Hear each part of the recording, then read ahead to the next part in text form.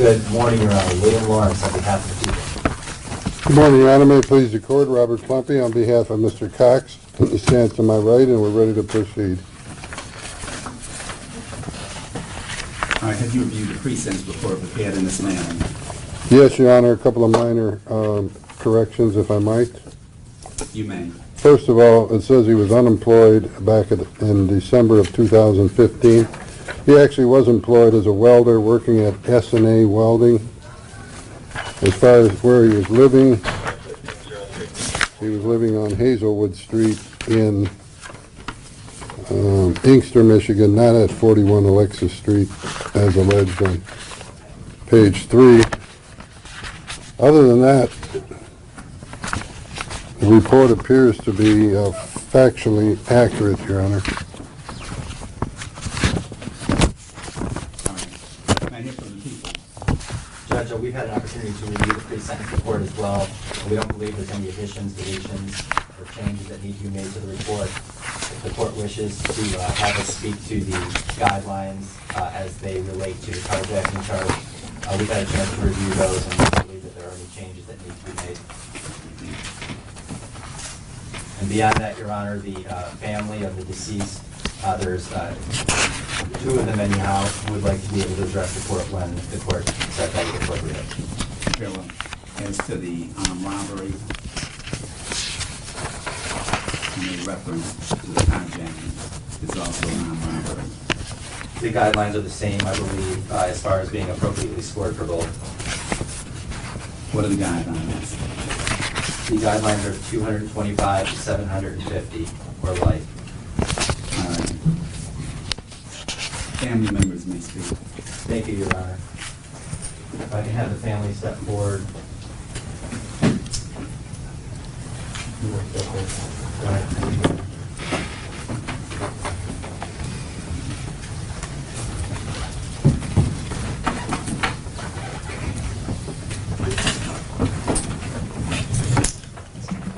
Stand at the podium now. Thank you.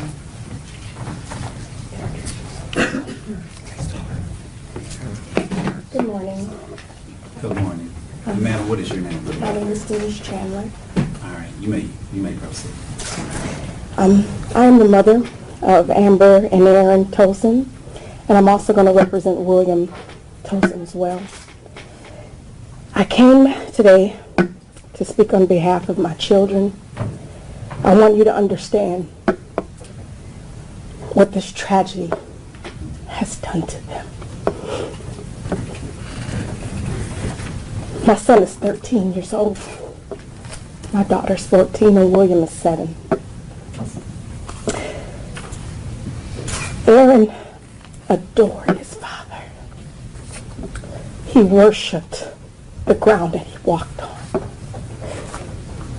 Aaron could look at the sky and say, it's blue, and Anthony could say, no, son, it's purple, and Aaron would say, I agree, because he listened to whatever his dad said. Aaron started off the school year last year as an honor student, and he's now just barely making it. He just barely finished 7th grade. He went from a 3.4 student to a 2.4 student in 1 year, since his father is gone. He sleeps in most of his classes because he can't sleep at night, because he's afraid of the dark and what could happen if he falls asleep. He takes medication for depression because just even 6 months after this tragedy was diagnosed with depression, he takes medicine to sleep, he takes medicine to wake up just so he can function. William, who's very much a part of our family, he went to church where his dad played the Sunday after he was murdered. And he walked into the church and he's looking around for his dad, and he's never wanted to return back to that church since, and now is a part of our church family because he just can't go back because he expects his dad to be where he sat the last time he was in that service. My daughter started track this year. They're both in grief counseling. psychotherapy, but when she was in track practice, she just smelled the fragrance of another man and has never returned to track since. Because she said, he smells like my dad. Aaron can't hear his dad's name without welling up in tears. This once vibrant and active child who loved life has turned bitter and angry, had never been suspended in his life from school, was suspended for fighting. And the therapist at his school said, Aaron, you can't do things like this. This is not you. And he said, I want to go to jail so I can hurt the men that hurt my dad. I've never heard my son talk like that. Because that's not the individual that he is. He's a good kid. My daughter is also in grief counseling, psychotherapy. And even 7 months later, she still has panic attacks. I can't get in the car at night without her telling me, hurry, Mom, hurry, pull off, because she's afraid somebody's going to walk up on us. What you did that night has changed their lives forever. They will never, ever see Christmas the same way again. Before they could barely open their eyes, before they could open up a present, before they could say Merry Christmas, I had to sit my babies down and tell them that somebody took their dad. And their wails and their screams for their dad has been forever branded in my mind. Your careless actions and your greed has rocked the world, and you have set them up for a lifetime of pain. And I just want you to know what you've done to them. And it wasn't worth it. I'm done. Thank you, ma'am. Thank you very much, Your Honor. We have one more individual anyhow, two more that would like to speak.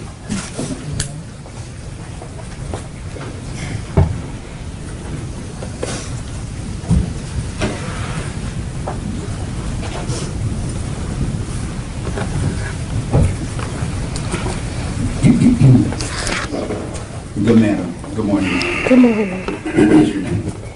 My name is LaQuinta Tolson. I am the cousin of Anthony Tolson. Very well. You may proceed.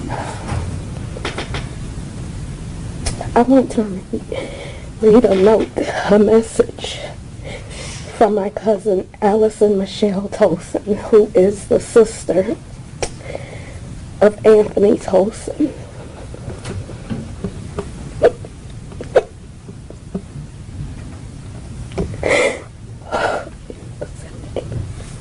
At times, life can become an interruption for you and others around you because someone or something is the cause of it. And you have made the greatest interruption that one can do. You participated in the murder of my brother, Anthony Lamont Tolson. I still sit and wonder, how can one commit such a heinous crime during the holiday season? But now I know it's someone who is selfish, someone who lacks compassion for others, someone who is careless, soulless, and heartless.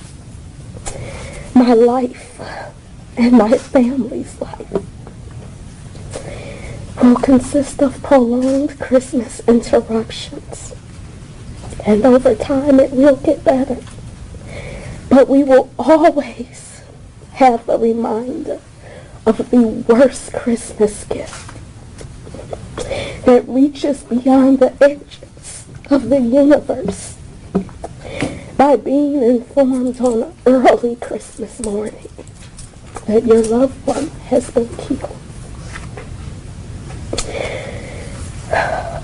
while you are in jail for the rest of your life, I hope the cries of the bereaved corrode your heart, your mind, and your spirit so much that it makes you drop to your knees and ask for forgiveness to whomever holds the higher power than yourself. If not, you will forever, forever be haunted by your actions because your soul is evil, and evil people get what they deserve. That's all.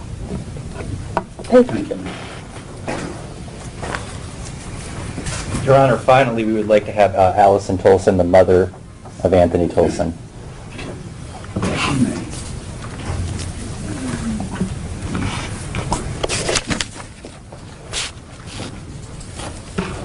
Good morning.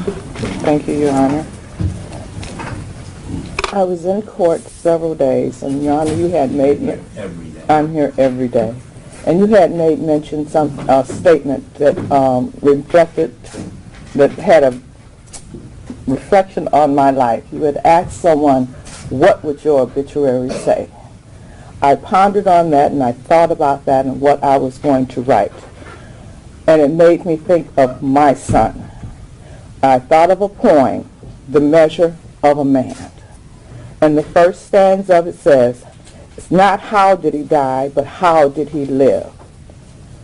Your Honor, I asked that question, and I thought about my son's obituary. My son's obituary says he was an honorable man, a just man, a righteous man, a loving father, a grateful son, a wonderful brother, a wonderful uncle. He loved his nieces and nephews with all his heart.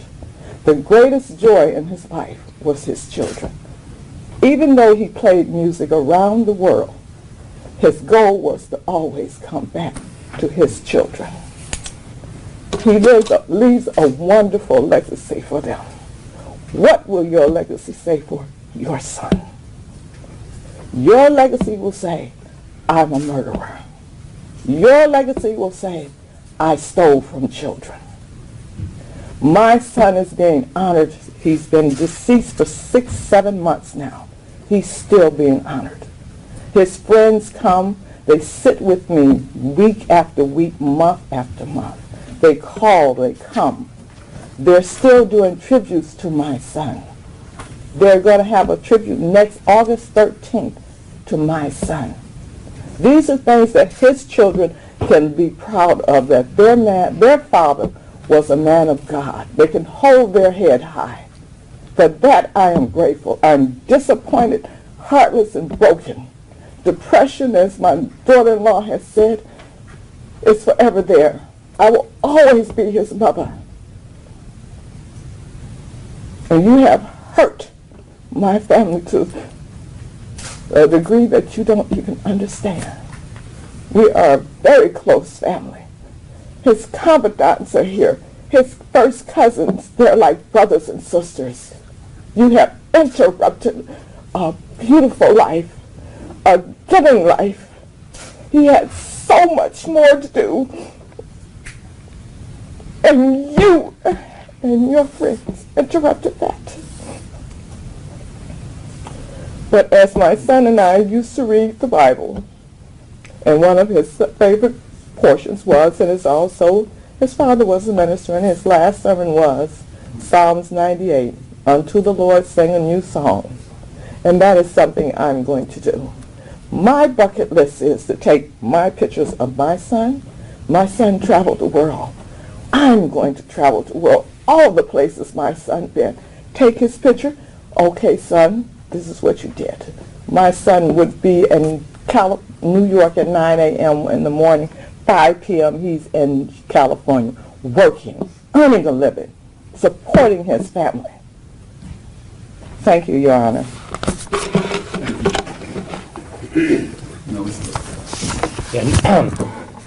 No further witnesses for the people, Your Honor.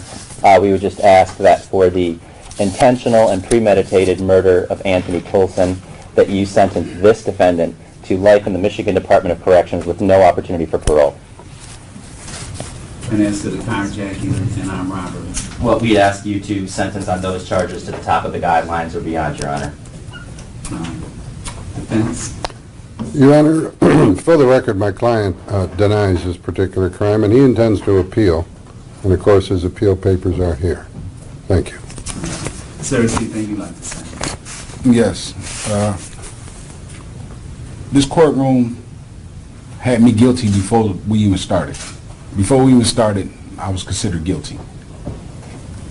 I'm sorry for their loss, but I'm not the man that did it, and I will get back on appeal. Okay. Well, according to the pre-sentence report prepared in this matter, the court tells the circumstances of the crime to the defendant's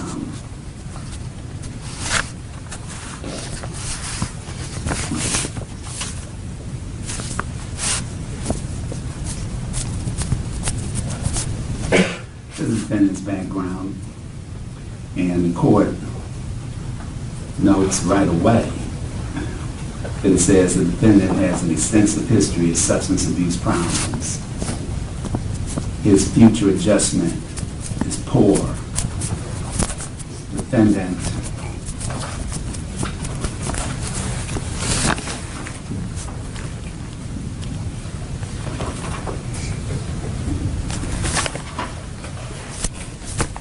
has a criminal background consisting of robbery.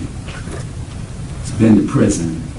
It says you were in prison 5 to 20 years. The defendant also has a history of having a gun.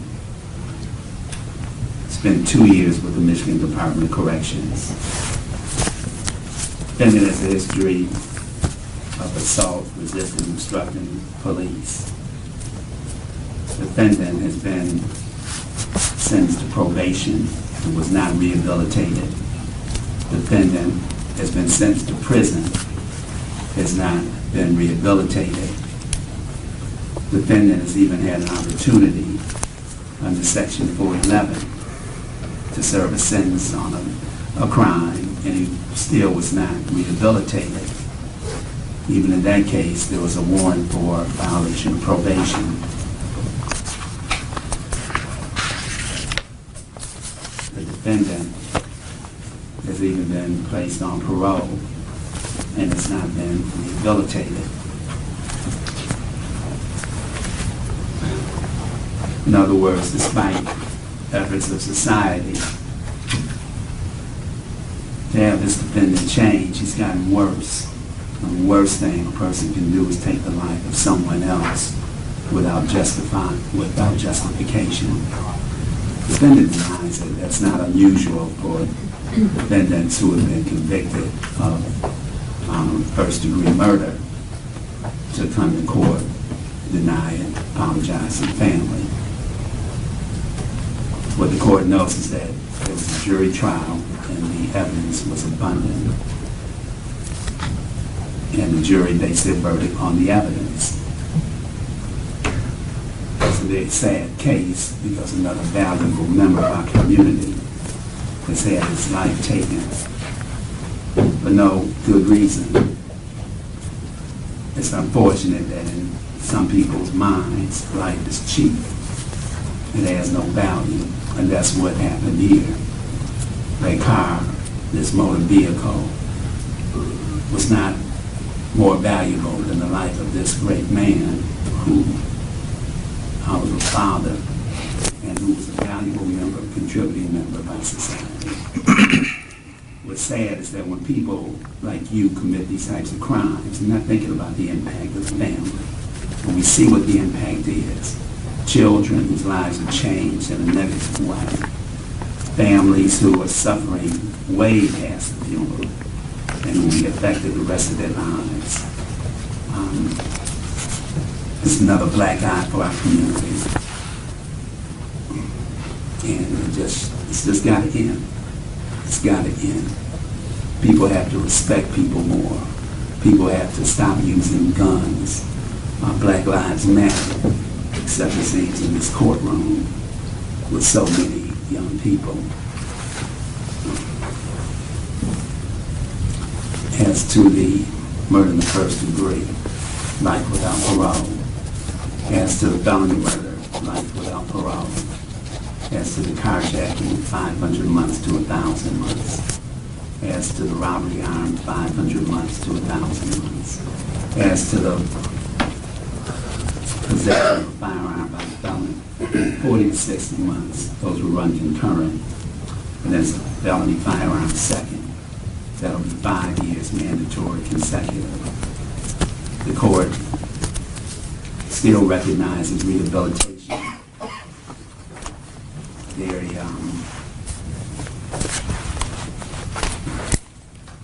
They're remote in this case. The court does consider deterrence, punishment, and protection of society. So I don't know what you're going to do with your life and how you're going to make it up. But hopefully, in your lifetime, you can do something positive. The court also knows you have so many children. And what it said is that studies show when the dad's in prison, the children are 20 times more likely to go to prison than others. So in your own way, hopefully, your children not be affected by this in a negative way that will cause them to follow in their dad's footsteps. Court notes that in the pre-sentence report it says that the defendant's older brother is in prison for murder. For murder. And studies show older brothers, younger brothers follow. And this happened in this case. So there has to be a change.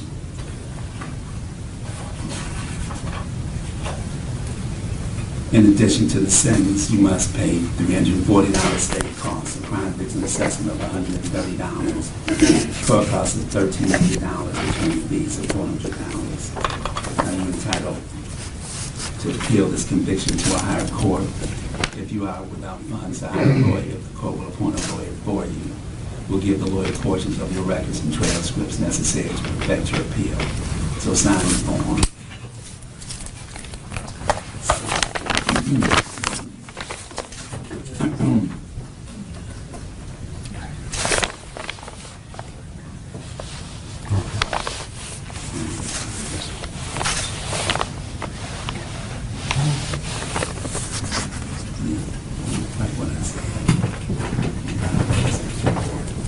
One second. Go ahead. Thank you, Your Honor. You're welcome.